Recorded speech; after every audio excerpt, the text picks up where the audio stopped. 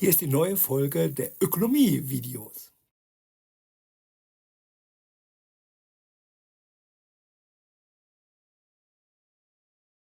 All right, welcome to The Explainer. Today we're tackling a really big and frankly pretty controversial idea.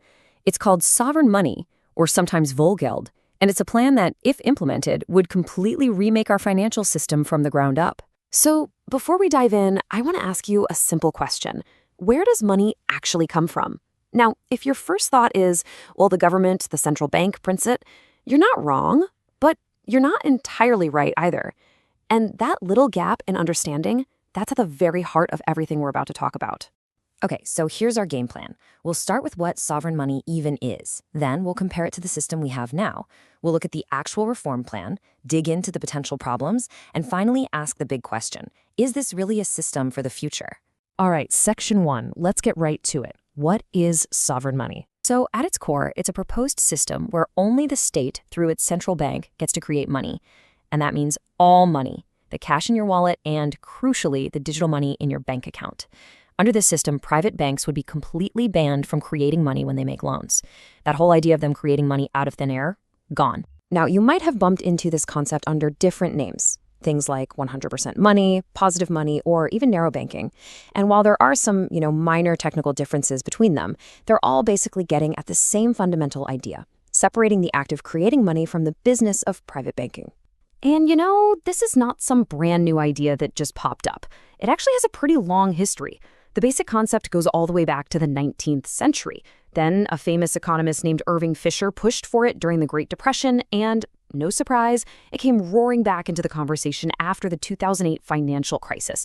It seems like whenever the current system shows its cracks, this idea gets another look. Okay, so let's get into the real meat of it.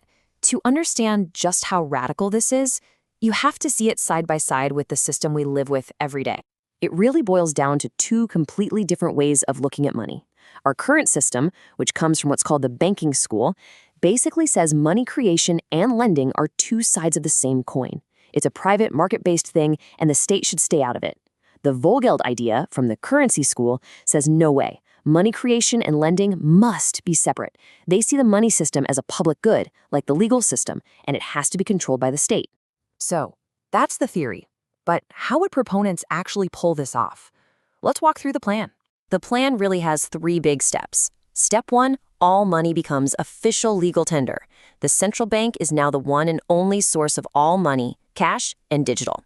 Step 2, and this is a big one for you and me, your checking account gets separated from the bank's own finances. It's taken completely off their balance sheet. That means it's 100% safe, totally immune, even if that bank goes under. And step 3, banks go back to being simple intermediaries. They can only lend out money that they've actually taken in from savers or borrowed from the central bank. They can't just create it anymore. And this next part, this is the claim that gets all the headlines. Proponents argue that the switchover itself creates a massive, one-time windfall for the government. They say it could reduce government debt in a place like the Eurozone by, wait for it, 50%, a 50% reduction. How? Well, the logic is that the state gets to reclaim all those profits from creating money that have been going to private banks for decades. They'd use that huge sum to just wipe out a massive chunk of national debt. I mean, cutting the national debt in half sounds amazing, right? But this is exactly where the critics jump in and say, hold on a second.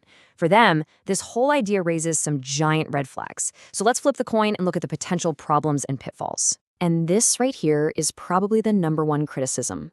If the state can literally create money as a gift to itself, what's to stop it from just printing endlessly? What stops politicians from funding their pet projects or trying to solve every single problem by just firing up the printing presses, leading to out-of-control inflation? They call this the central planning problem. Critics point out that having one central committee decide how much money the entire economy needs is an impossible task. They'd be totally overwhelmed with information.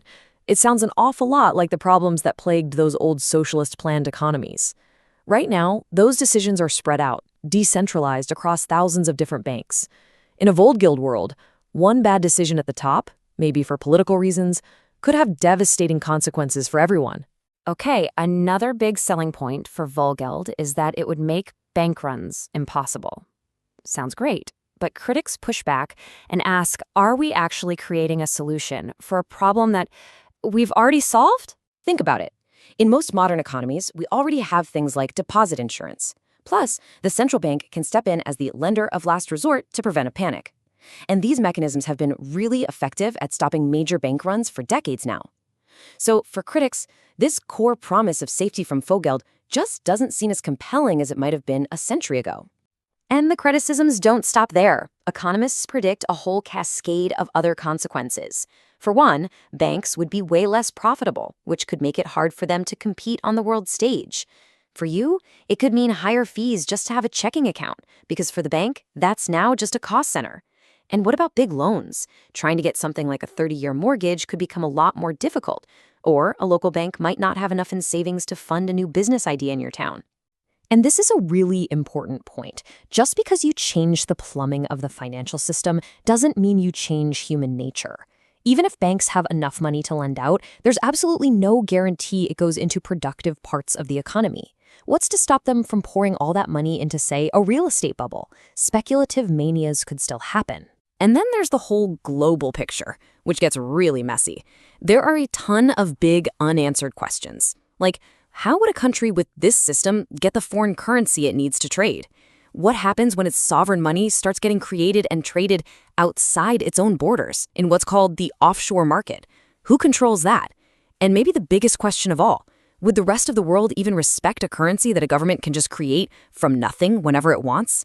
These are huge hurdles, which brings us to our final section.